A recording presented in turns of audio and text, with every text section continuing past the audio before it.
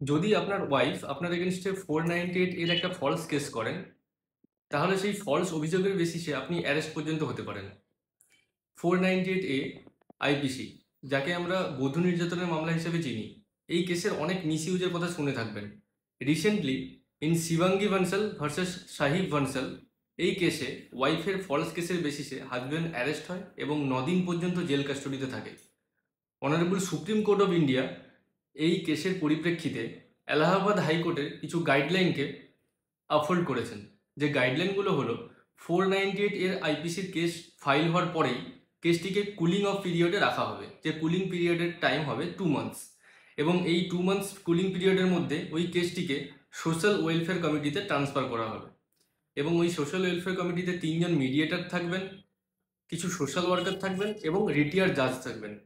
ওই কমিটির basic motive হবে বোথ দ্য পার্টিসকে নিয়ে একটা মিডিয়েশনে বসা এবং ম্যাটারটাকে রিজলভ করার চেষ্টা করা, যদি ফ্যামিলিটা রিইউনাইট করা যায় সেই প্রচেষ্টা করা।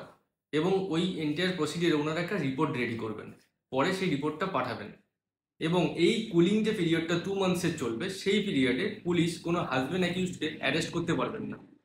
এলাহাবাদ হাইকোর্টের এই গাইডলাইনগুলো পরবর্তীকালে কার্যকর হলে হাজব্যান্ড অ্যাকিউজদের ক্ষেত্রে ফলস অ্যারেস্ট হওয়ার সম্ভাবনাটা অনেকটাই কমবে এবং মিসইউজ অফ 498 এর সম্ভাবনাও অনেকটা কমে যাবে। Thank you.